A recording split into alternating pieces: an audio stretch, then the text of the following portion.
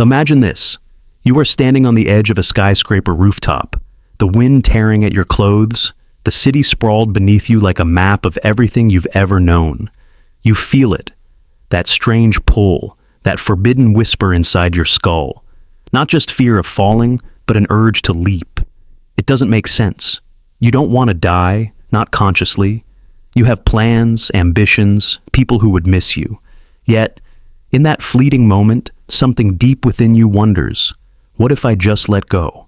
This phenomenon has a name. The French call it l'appel du vide, the call of the void.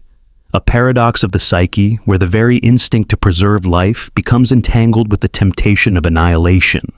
It's not just about rooftops. It's the sudden thought of swerving your car into oncoming traffic, the curiosity of how it would feel to drown, the daydream of burning everything you've built to ash just to see what might rise from it.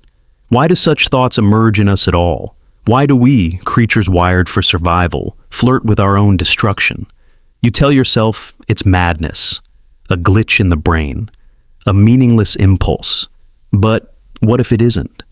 What if these moments reveal something far deeper, an unspoken hunger living beneath your daily routines, your aspirations, your carefully curated self-image, a hunger that whispers, this life, this identity, this fragile order you cling to, it could all collapse, and maybe secretly, you want it to.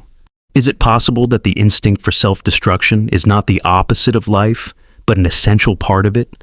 Could it be that what you call dark thoughts are not flaws in your psyche, but the rawest expression of it? Consider the paradox.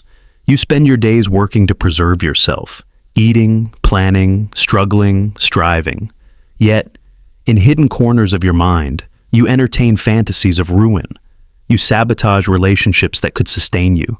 You procrastinate on the projects that would fulfill you. You turn to addictions that poison your body and corrode your spirit. All the while, some part of you whispers that you are merely living out a script of slow suicide. And you wonder, why? Why would someone sabotage the very things that make life bearable? Why would you light a match in the house you built? Why do you feel the allure of chaos, the strange comfort of despair? Perhaps it is because order itself is suffocating. Perhaps stability, repetition, and meaning, those things you chase so desperately, come with their own hidden torment. You crave safety, but once you have it, you feel trapped. You long for love, but once you find it, you fear its weight.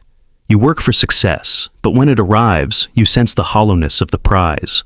And so, destruction appears not as a horror, but as a release, a hidden doorway back into the wild chaos that first gave birth to you. Think of it this way. Every myth humanity has ever told contains destruction as its heartbeat. The flood that wipes away civilizations, the fire that consumes worlds, the underworld that swallows heroes before spitting them back reborn. Even your body rehearses it daily. Cells dying so others can be born, skin shedding, neurons pruning themselves away. Life feeds on destruction. Creation is impossible without it. So maybe your private longings for ruin are not anomalies. Maybe they are echoes of a deeper law of existence, that everything that lives carries within it the seed of its own collapse. But here is the question that unsettles even the strongest of minds. Do we secretly want this collapse?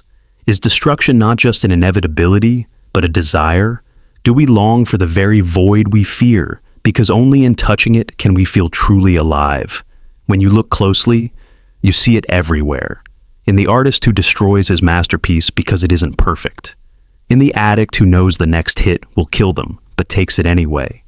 In the revolutionary who dreams of burning down society itself, in the hope that something purer might emerge. Behind each act lies the same haunting possibility, that destruction is not merely an enemy, but a craving.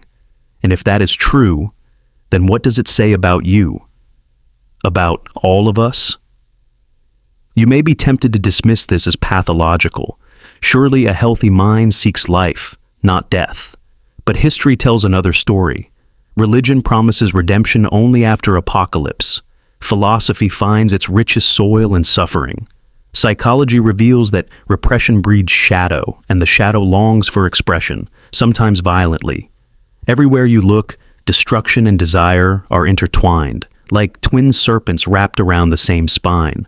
So, ask yourself, when you feel that urge to leap, to sabotage, to shatter, whose voice is it really? Is it the devil in you, the animal, the god? Or could it be something stranger still? The voice of life itself, reminding you that survival alone is not enough, that to truly live, you must also risk ruin. The thought lingers like a storm on the horizon. Perhaps the ultimate danger is not that you crave destruction, but that you deny this craving, refusing to face the shadow lurking behind your smile. And so, we arrive at the great, unsettling question, one that cannot be dismissed with a shrug or hidden behind routine. Do we secretly crave our own destruction? And if so, why? This is where the true journey begins.